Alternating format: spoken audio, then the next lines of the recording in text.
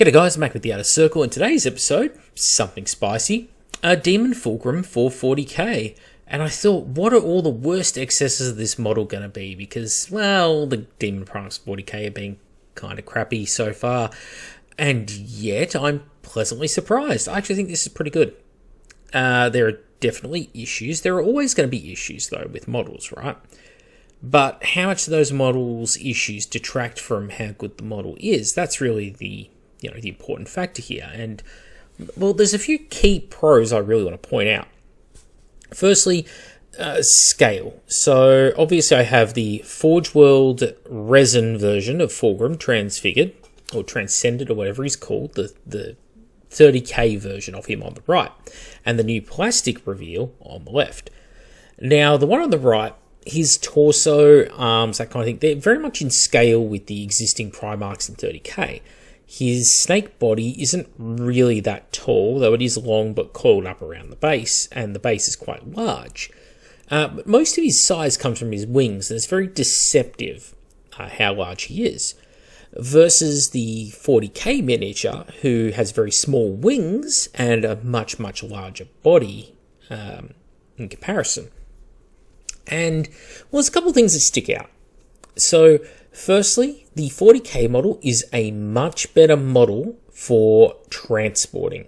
I think that's very obvious just looking at it. The wings being a lot smaller and obviously not resin, they're going to be a lot better to work with and move about as opposed to his 30k version, whose wings are resin and very large and very spiky and very spindly. In addition to that, the Forge World one, the long spear, very thin resin spear shaft, that definitely is just snap happy waiting to happen. The plastic one won't have that issue. Now, those are probably the biggest pros, beyond the fact that, it's plastic, I guess. I think there are pros and cons to, in fact, I know there are pros and cons to resins versus plastics. But most people prefer plastics for some pretty obvious reasons. Now, let's do the things I don't like, and then we'll get into the things I do like about the model. So, things I don't like, this is probably the best face on the miniature.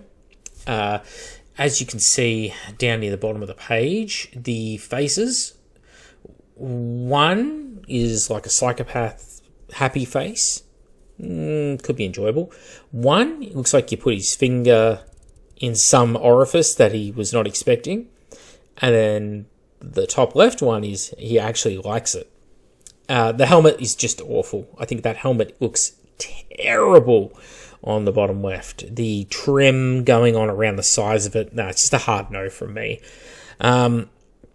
I don't really care for the Slaneshi symbol horns coming out of the forehead. I don't think that adds to the model, nor does having the 4 horns. I think just the 2 large sort of classic demon horns, goat's horns above the head, that works perfectly fine on its own.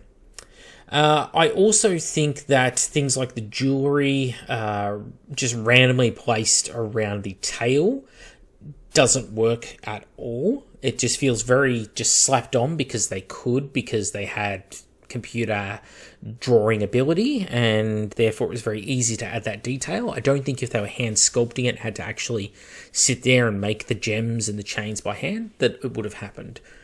And the last sort of detraction I have on the sculpt is the hair, especially this side-on view of the hair. It looks just bad. Okay, just no other word for it. Side-on, the hair looks terrible. That's kind of it for my detractions. Maybe a minor one would be the backpack forming the wings. He's never had a backpack. He doesn't have one in 30k on either of his existing models. He never has a power pack. So why he has one now, and why that's become wings, and why it's got these power cables running through them, conduit. They just love putting that on Daemon Primarchs. Magnus has it, Mortarion has it, Angeron has it. Of course he has it. They awful. And the Slaneshi symbol in the stomach just looks very slapped on. It's like if it was held in with like piercings or the flesh itself it was attached to, I'd be all down for that as like creepy body horror, Hellraiser-y looking stuff. But having the flesh flensed and peeled back from that spot, and then there's just a random icon there, that doesn't work for me. But that's personal taste. I also wish there was probably more detail segmenting along the serpentine body. The 30k version with all the scales and the scaled underbelly and the segmented armor plates going down there looks really, really good. This version, where it's just sort of soft and fleshy, I'm not a big fan of it.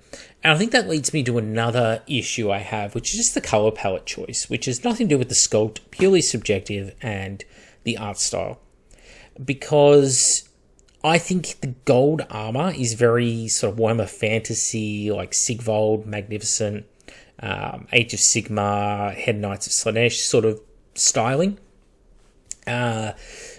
Which is fine, it's not bad, but I think the purple armor on gold, as you can see in the artwork below him, that looks really, really good with that almost Zinchian blue skin. That looks gorgeous, I think. Like the purple armor and everything. I think that is the way it should go. And if I were to buy and build and paint and convert this model and such, I think that would definitely be the way to do it. But they haven't done that, probably because with the purple-pink skin of the body, it wouldn't work. It'd be just such an overload of purple. This is where I think the 30k Fulgrim is a bit better, because those scales allow you to actually paint the scales individually and to really break it up by adding some textures in there, and of course all the armor plates running down in segments down the front of his body. All that stuff's great. Now, into the pros, and there are a lot of things to like about this. First things first, that flensed back flesh on his sort of serpent abdomen. Yeah, I'm down with that. That looks gorgeous. The armor itself on the torso, well, I don't care for him having a black carapace of sorts, because it doesn't really have that. I'm fine with it. And the armor is not overly stylized. It's not got random horns and coral reefs and other dumb mutations seemingly coming out of it. It doesn't have all those stupid cables where they're like rubber hose that is perishing off of conduit that like Angron and Mortarion and Magnus all have. No, this is fantastic, and is much closer to his 30k aesthetic, which is again something that they've failed on all of the other Primarchs in 40k, none of whom I'm a big fan of. Because they don't carry across, you can't recognisably tell who they were in the Horus Heresy, right? This guy you can. I also like that the Palatine Aquila on this, I think looks a lot better than on the 30k Fulgrim Transfigured model. Just something about the steep rake and angle on it, it's very aggressive yet sleek at the same time, and I think their colour choice there was excellent, actually. So all of that's good. Again, the wings are a big pro I brought up at the start of the video. That is transportable, and you can work with those wings. The 30k model, those wings are huge. You can see they're bigger than the body. Like his whole body. That's a lot to risk breaking and transporting around. The 40k one doesn't suffer from that. The weapon selection on the 40k model, I also think is a lot better. I do think I may have preferred if he had, like, you see how there's like the Hellraiser style leather glove, sort of the top left arm on the Fulgrim in 30k. Probably would have been nice to see that carried over to this model, instead of just the two power armored arms up the top and then the gauntleted arms below. But no, it's again personal preference. Yeah, I think as far as translations go, The Emperor's Children, or Slaanesh in general, with Games Workshop over the last decade, have been really, really well realised compared to the other Chaos Forces. I think they're much closer to the 90s aesthetic that I really appreciate, as well as to the novels, the stories, and I had a lot of faith in this release. I was worried that dumb things could happen. They still could with the characters. We don't know what Lucius looks like yet, for example, whether he has some dumb energy effects or whatever, but honestly, the Head Knights of Slaanesh range is probably one of the best ranges in Warhammer Age of Sigmar. In fact, it's that and Nighthaunt for me are my two absolute favourite ranges in that game system. And so I had a lot of faith in this, and we joked about it on live stream I did with Northern Exile and the 40k, our ongoing sort of podcast series about what might happen here. And I'm pleasantly surprised with what we got, because it is sort of in the good end of the spectrum of what I hoped for.